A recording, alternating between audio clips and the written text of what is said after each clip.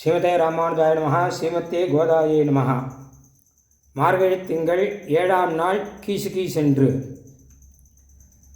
கோதா குணானுபவத்திலே இன்றைய விஷயம் ஆண்டாளின் ஸ்ரீராமாயணம் என்பது. சுடி கொடுத்த நாச்சியார் ஆண்டாள் திருப்பாவை அருளிச் செய்தது கண்ணன் விஷயமாக.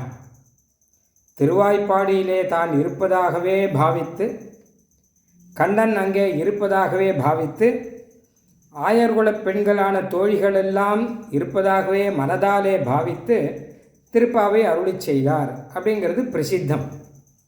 ஆனால் அந்த திருப்பாவை வியாக்கியானங்களிலே பார்த்தோமானால் ராமாயண விஷயங்கள் நிறைய இருக்கின்றன. மகான்களும் ஸ்ரீமத் ராமாயண விஷயங்களையே எடுத்து உபன்யாசம் செய்து கொண்டிருக்கிறார்கள். தலைப்பு மட்டும் திருப்பாவை உபன்யாசம் என்று போட்டுக்கொள்கிறார்கள். உள்ளே இருக்கிற விஷயங்கள் எல்லாம் ஸ்ரீமத் ராமாயண விஷயமாகவே இருக்கின்றன அப்படிங்கிறதை நாம் பார்க்குறோம். நாச்சியார் கூட திருப்பாவையில் 1-2 இடத்துல சினத்தினால் இன்னில் தென்னிலங்கை கோமானை செற்ற மனத்துக்கினியான் அப்படின்லாம் சாதிச்சிருக்காங்கிறது வாஸ்தவம்தான். ஆனால் பூர்த்தியாக ஸ்ரீமத் ராமாயண விஷயமே சொல்வது வழக்கம். இது ஏன் சுவாமி, இதில் என்ன ரகசியம் என்று கேட்டால் 2 விஷயங்கள் இருக்கின்றன. முதல் விஷயம், ஸ்ரீமத் ராமாயண விஷயம்தான் திருப்பாவையில் இருக்குது. ஸ்ரீமத் ராமாயணத்தில் அடி முதல் கடை வரை சரணாகதி தான் சொல்லியிருக்காங்க. தேவர்கள் சரணாகதி பாலகாண்டத்தில் ஆரம்பம். முதல்ல தேவர்கள் சரணாகதி செய்கிறார்கள். தேவர்கள் சரணாகதி, பரதாழ்வான் அயோத்தியா காண்டத்திலே பரதாழ்வான் சரணாகதி, ஆரண்ய காண்டத்திலே மகரிஷிகள் சரணாகதி, கிஷ்கிந்தா காண்டத்திலே சுக்ரீவ சரணாகதி, சுந்தர காண்டத்திலே திரிஜடா சரணாகதி, யுத்த காண்டத்திலே விபீஷண சரணாகதி, இது தவிர காகாசுர சரணாகதி முதலானவை, அது தவிர விஸ்வாமித்திரர்கிட்ட திரிசங்கு பண்ற சரணாகதி முதலான உபகதைகள் மொத்தமாக சேர்த்து பார்த்தா நிறைய சரணாகதி இருக்குது. ஸ்ரீமத் ராமாயணமே சரணாகதி சாஸ்திரம்தான். அது மொத்தத்தையும் சேர்த்து வச்சு சூடி கொடுத்த நாச்சியார் அருளி செய்த சரணாகதி தான் திருப்பாவை அப்படிங்கிறது. இது நமக்கான சரணாகதி, குழந்தைகளுக்கு அம்மா சொல்லி கொடுக்குற சரணாகதி. அது சரணாகதி சாஸ்திரம். இது சரணாகதி சாஸ்திரம் இல்லை, சரணாகதி உபதேசம் இல்லை. அம்மா குழந்தைகளை சேர்த்து வச்சுண்டு சரணாகதி பிரகாரத்தை காண்பித்து கொடுக்கிறாள், சொல்லி கொடுக்கிறாள். அம்மா சொல்கிற அமுத வார்த்தை. அதனால்தான் விஸ்வோபதீவியம் அமிர்தம்ங்கிற சுவாமி தேசிகர். இது குழந்தைக்கு அம்மா சொல்லித்தர அமுத வார்த்தை. இதில் சரணாகதி தான் இருக்குது அப்படின்னு இருக்குது. அதில் 2 விஷயம் பாருங்கோ. ஒன்று என்ன கேட்டான்னா, கண்ணன் இப்போது திருப்பாவை நாயகன் கண்ணன் தானே. அவன் ஸ்ரீமத் ராமாயணத்தில் சரணாகதிக்கு அபயப்பிரதானம் பண்ணிட்டு இப்போ கண்ணனாக வந்திருக்கான். அதை நாச்சியார் அழகாக சொல்கிறார். அரைப்பறை மாயன் மணிவண்ணன் நென்னலே வாய் நேர்ந்தான். இந்த கண்ணன் கூட இப்போ திடீர்னு வரலப்பா. ராமாயணத்துலேருந்து வந்தவன் தான் இவனும். ஸ்ரீராமன் தான் கண்ணனாக வந்திருக்கான். நேற்றே ஒரு விஷயம் சொல்லிட்டான், இன்றைக்கி அதை திடப்படுத்துறதுக்காக வந்திருக்கான். நேற்று என்ன சொன்னான், ராமனா இருக்கச்ச என்ன சொன்னான்னு கேட்டான்னா, சகிருதேவ பிரபன்னாய தவாஸ்மீத்தஜை ஆச்சதே அபயம் சர்வபூதேபியோ ததாமி. ஒரு தடவை சரணாகதி பண்ணுங்கோ, நான் யாராக இருந்தாலும் அபயம் கொடுக்கிறேன், இது என்னுடைய விரதம் அப்படின்னா. ஒரு தடவை சரணாகதி பண்ணவர்க்கு ஒரு காலே சரணாக அடைந்தார்க்கு நான் அபயம் கொடுக்கிறேன் அப்படின்னு சொல்லிட்டு இப்போ வந்திருக்கான். அப்போ நாச்சியார் என்ன சொல்கிறார் அப்படின்னு கேட்டால், நாங்கள் அவங்கிட்ட சரணாகதி பண்ணுறோம். ஏன்னா ஒரு காலே சரணாக அடைந்தவர்க்கு நான் அபயம் கொடுக்குறேன்னு சொன்னா இல்லையா, அதனால் நாங்கள் வந்திருக்கோம். அரைவரே மாயன் மணிவண்ணன் நென்னலே வாயினேர்தான் தூயோமாய் வந்தோம் அப்படிங்கிற. அப்போ கண்ணன் கட்டாயம் ஏற்றுப்பான். ஒரு தடவை தான் நாங்களும் பண்ண போகிறோம் அப்படின்னு. இப்போ கண்ணன் பின்னாடி சொல்ல போகிறான். பகவத்கீதையில் என்னை சரணாகதி பண்ணுங்கோன்னு சொல்ல போகிறான். ஆனால் சரணாகதி பண்ணவர்களுக்கு அபயம் கொடுப்பேன்னு சொன்னதை வச்சுட்டு நாங்கள் வந்திருக்கோம் அப்படின்னு நாச்சியார் சொல்கிறார் இல்லையா. அதனால் ராமாயண பிரபாவம் தான். அதை நமக்கு உரிய பாஷையில், குழந்தைகளுக்கு அம்மா சொல்லி கொடுக்குற பாஷையில் நாச்சியார் சொல்லி கொடுக்குறார். இது முதல் விஷயம். 2வது விஷயம் என்னன்னு கேட்டானா, ரொம்ப அழகான விஷயம், சுவாமி தேசிகன் சாதிக்கிற விஷயம். அந்த ராமாயணத்தை அருளி செய்ததே ஆண்டாள் தான், சூடி கொடுத்த நாச்சியார் தான். என்ன சுவாமி இப்படி ஒரு குண்டை தூக்கி போடுறீரே அப்படின்னு கேட்க வேண்டாம். இதில் தான் நல்ல ரசமான விஷயம் ஒன்று இருக்குது. ஸ்ரீமத் ராமாயணத்தை அருளி செய்தவர் யார் அப்படின்னா வால்மீகி மகரிஷி, எல்லாருக்கும் தெரியும்.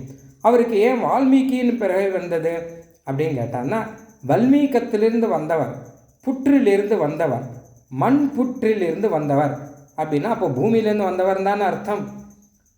அப்போ பூமாதேவி கிட்டேருந்து வந்தவர் தானே அர்த்தம் அவருக்கும். உண்மையில் மண் புற்று அப்படிங்கிறது பூமியினுடைய காதுன்னு சொல்கிற வழக்கம் இல்லை, வேதத்தில் இருக்குது.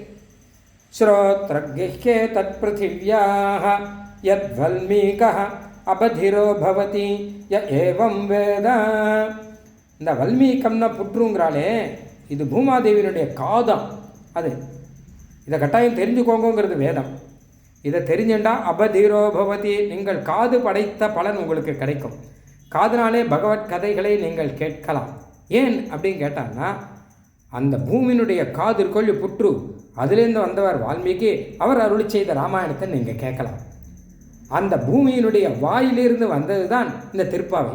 ஏன்னா பூமாதேவி நாச்சியாரே ஆண்டாளாக அவதாரம் பண்ணி திருப்பாவை அருளி செய்தார் இல்லையா, அதனால் அவருடைய திருவாய் மொழியாக அவருடைய திருவாயிலிருந்து வந்தது தான் இந்த திருப்பாவை. இது ரெண்டையும் நீங்கள் கேட்டோங்கன்னா காது படைத்த பலன் உங்களுக்கு கிடைக்கும் அப்படின்னு வேதமே சொல்கிறது. அபதிரோ பவதி அப்படின்னு. இல்லாட்டா காது படைச்சும் நீங்கள் செவிடு தான். அது இல்லாமல் காது இருந்து செவிடு இல்லாமல் இருக்கணும்னா இது ரெண்டையும் கேட்கணும். அதனால் தான் ரெண்டையும் சேர்த்து சொல்கிறார். ராமன் கண்ணன் ரெண்டு பேரும் ஒன்று. ஆண்டாள் தான் ராமாயணமும் அருளி செய்து அதையே சுருக்கி நமக்கு கொடுப்பதற்காக அதே ஆண்டாளை இப்போ அவதாரம் பண்ணி அம்மாவனுடைய பாஷையில் திருப்பாவை அருளி செய்கிறார் அப்படின்னு. வல்மீகதஸ்ய வனதோ வசுதாத்மனஸ்தே ஜாதோ பபூவ சமுனிஹி கவி சார்வபௌமஹா. அந்த வால்மீகி கவி சார்வபௌமன்னு சொல்கிறோம் இல்லையோ, அது பூமாதேவியினுடைய காதிலிருந்து வந்த வார்த்தையாம். அது திருப்பாவை வாயிலிருந்து வார்த்தை. அப்போ சுவாமி தேசியன் வேடிக்கை சொல்கிறார், நன்னா யோசித்து பாருங்க, காதிலிருந்து வந்த வார்த்தையை காட்டிலும் வாயிலிருந்து வந்த வார்த்தை விசேஷம் இல்லையா? கோதே கிம் அத்புதமிதம் யதமீஸ்வதந்தே வக்ர ரவிந்த மகரந்த நிபா பிரபந்தாக. உம்முடைய திருவாயிலிருந்து வந்ததாச்சே, திருவாயிலேயே ஒரு அழகான வாசனை இருக்குமே. கற்பூரம் நார்மோ கமலப்பூ நார்மோ திருப்பவள செவ்வாய் தான் தித்தி திருக்குமோன்னு கண்ணனுக்கு மேலே இருக்குமே உம்முடைய திருவாய். அந்த வாசனையும் கலந்து வந்திருக்கிறது இந்த திருப்பாவை. ராமாயணமே தான் திருப்பாவை, ஆனால் ஆண்டாளுடைய திருவாய் வாசனை இருக்கொல்லையோ அதுவும் சேர்ந்து வந்திருக்கிறது இந்த திருப்பாவையில். அதனால் அம்மா சொல்லி கொடுக்குற வார்த்தையானபடியாலே பரிவுடன் வந்திருக்கிறது இந்த திருப்பாவை. அதனால் அதை காட்டில் இது ரொம்ப விசேஷமாக இருக்குது. ராமாயணமே பரம போக்கியமாக இருக்குது. ஏன்னா அதுவும் இவர் அருளி செய்து தானே. அப்படின்னா இது திருப்பாவை அதை காட்டிலும் போக்கியமாக இருக்குது என்பதற்கு காரணம் இது ஆண்டாளுடைய திருவாய் மனத்துடன் வந்த திருவாய் மொழி என்பதுதான் காரணம் அப்படின்னு அழகாக சொல்கிறார். இதே சுவாமி தேசிகனே பாதுகாசத்தில் ஒரு விஷயம் சொல்லியிருக்கார். சீதேவ தேவி சகதேன கவீஸ்வரேன அப்படின்னு. சீதாதேவியுடைய அண்ணா தான் வால்மீகி மகரிஷி அப்படின்னார். ஏன்னா சீதாதேவி பூமியில் வந்தவர், வால்மீகியும் பூமியிலேருந்து வந்தவர்.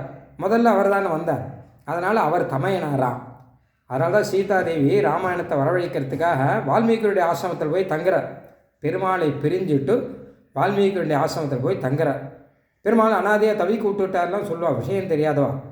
ஆனால் ராமாயணத்தை வரவழைக்கணுங்கிறதுக்காக அந்த பர்த்தாவுடைய கிரகத்திலேருந்து அண்ணாவுடைய கிரகத்துக்கு போய் இருப்பா இல்லையா, பெண்கள் எல்லாம் கொஞ்ச நாள் நான் அங்கே போய் எங்கள் புறந்தாத்தில் போய் இருந்துட்டு வரேன் அப்படின்னு போய் இருப்பா இல்லையா. அந்த மாதிரி ஸ்ரீராமனுடைய திருமாளிகையை விட்டுட்டு அந்த அரண்மனையை விட்டுட்டு தன்னுடைய அண்ணா வால்மீகியுடைய திருமாளிகைக்கு போய் இருக்கார். எதுக்காக அப்படின்னு கேட்டால் ராமாயணத்தை வரவழைக்கிறதுக்காக. ஆக சீதாதேவி சகஜ கூட பிறந்தவர். ஆக அப்படிப்பட்ட வைபவம் ராமாயணத்துக்கு இருக்குது. பூமாதேவியினுடைய காதிலிருந்து வந்த வைபவம் இதுவோ பூமாதேவியினுடைய வாயிலிருந்து வந்தது. அதனால் அமீஸ்வதந்தே ரொம்ப போக்கியமாக இருக்கிறது என்பதாக அனுபவம். ஸ்ரீ வேதாந்த தேசிகாய நமஹ. ஆண்டாள் திருவடிகளே சரணம்.